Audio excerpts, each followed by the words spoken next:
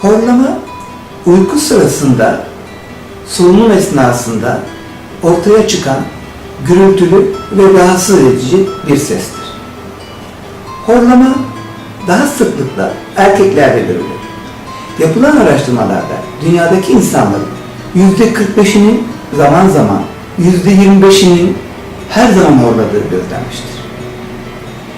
Az önce bahsettiğim daha çok erkek hastalığıdır ama bayanlarda da menopozdan sonra artar. Özellikle 50-59 yaşları bayanlarda en sık horlamanın görüldüğü yaşlardır. Kilo alımı, alkol kullanımı, akşam çok fazla yemek yemek, akşam ağır yemek yemek ve geç saatlerde yemek yemek, yorgunluk horlamayı artıran faktörlerdir. Biz bu hastalara özellikle akşam hafif yemek yemelerini, yastıklarını yükseltmelerini, mümkün olduğu kadar reflüyü artırıcı yemeklerden kaçınmalarını söylüyoruz. Horlama normal şartlarda hem sosyal hem sağlık problemidir. Sosyal problemdir çünkü horlayan insan istenmeyen oda arkadaşıdır. Son yıllarda yapılan araştırmalarda boşanma sebepleri arasında %86 oranında horlama gösterilmiştir. Horlama basit horlamayla başlar, istemediğimiz tıkayıcı uyku apnesine kadar varır. Uyku apnesi, uyku sırasında solunumun 10 saniyeden daha uzun süre durmasıdır. Eğer bu 1 saat içinde 7 ya da daha fazla ise yaşamı ciddi anlamda tehdit eder.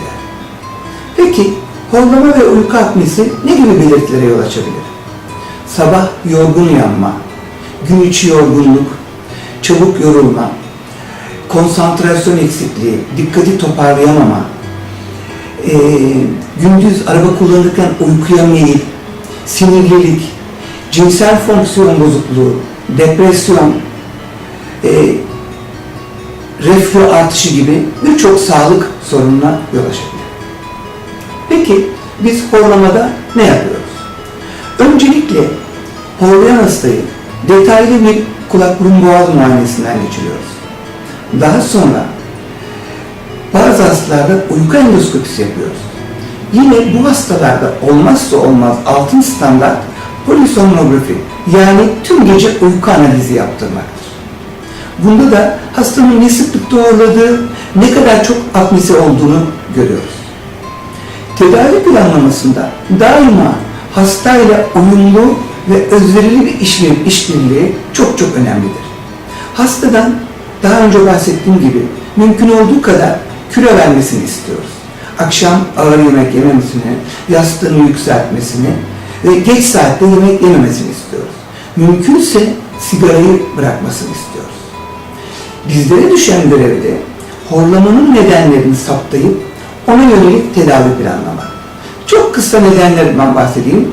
Üst solunum yolunu tıkayan her türlü etken horlamayı arttırır. Burun kemik eğrilikleri, burun eti, akut kronik sinüzitler, bademcik büyüklüğü, geniz eti ya da küçük dilin sarkık ve büyük oluşu. Tedavide bunları giderecek cerrahi müdahaleler uygulanır.